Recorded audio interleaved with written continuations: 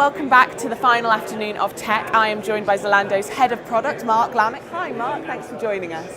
So for people who weren't lucky enough to be in your session just now, can you give me a little bite-sized version of what you discussed, what some of the big topics were? Yeah, I think what I talked about today was really to get an insight in how my product management journey from being a very small startup, only a handful of people, to really a big corporate is, and what kind of the learnings in product management, which is very important for every digital business to build a right product, especially in retail, to kind of take the learnings and also share them with the audience. So it's kind of was a little bit of best practice in product management. Yeah, I mean, I was personally devastated by the revelation that I'm not actually Steve Jobs, but that's fine.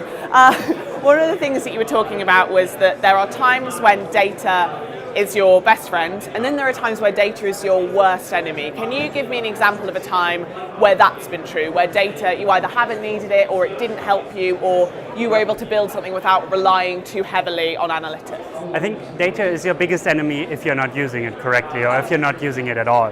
So it's kind of, and data is your biggest enemy because it destroys your ideas.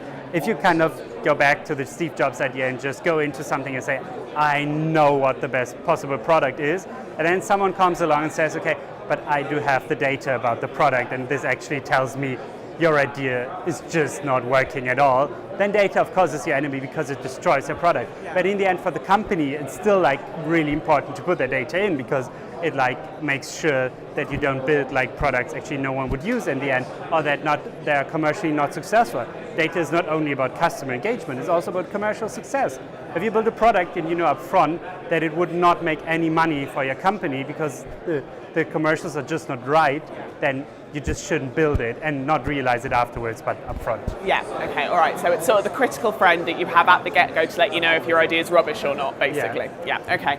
And with that in mind, you talked about how there are often times, certainly in the early days of being at Zalando, where you built products or developed things and then your customers were using them in ways that surprised you, or perhaps ways that you didn't expect. Can you tell me what one of the biggest lessons you've learned from your customers is that perhaps flew in the face of what you originally assumed? I think one important thing about customer behavior is that they always take the shortest route through a product. And you can think about a really nice process and a lot of interesting steps. You can build a manual, you can make a video or whatever. Usually customers just take the shortest possible process. And it's kind of just make sure that you build an easy to use product, that you do not overburden the customer with features. There were some times where we would try to build as many features because we thought they sound really cool, we want to give them to our customers, and we realized, well, it was just too complicated. The customer didn't find the feature, didn't know how to use it, everything was it was screwing up the whole experience, and then it was kind of that moment where they had their phone in their hand and well, now it's getting too complicated, just put it away. And this is kind of the worst moment for a product manager, to realize, okay, the customer just got bounced out because your product was too complicated, too boring. So rather keep it simple and realize, okay, often in product management, less is more. It's sounds pretty stereotypical, but it's really like that. If you build a simple product, usually customers love it a lot more than building a way complicated product. Keep it simple, stupid, that kind of mentality. Yeah. So you've been talking about how you were at Zalando right from the get-go when it was a small startup of around 80 people, and now you're up to 8 years on. It's a whole other kettle of fish. It's a massive company, one of the biggest in Europe, obviously.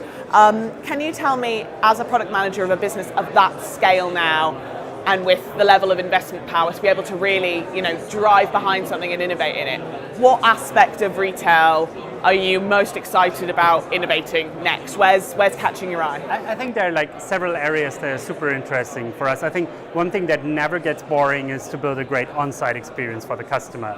Is it in the app or is it on the desktop, which is declining in customer usage more and more, but it's kind of to build a great and have great features that actually solve a customer problem. So this is something we don't stop. I think sizing is super interesting, it's a big problem, but also presentation, inspiring is interesting.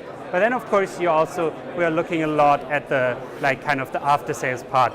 Delivery, if you look at last mile, it's a huge thing at the moment, and it's also with new technology, with better distribution methodologies, it's kind of getting so easy to give a customer more choice in terms of how they want to have their product, at what time and in what way. So this is super interesting.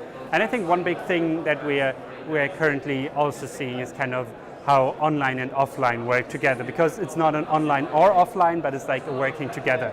And this is like super important for us to kind of find a good way to kind of also look into what are like actually customer needs there and how to build a great product for the customer again, and not kind of just jump on any train, but really see what is a customer problem, how can we solve it, and how can we do like the best possible experience. Yeah, I think sometimes the industry gets a bit caught up in like jargon and buzzwords like multi-channel and pure play, and actually the customer doesn't care about any of that. They just want something faster and better than it was a year ago or a week ago.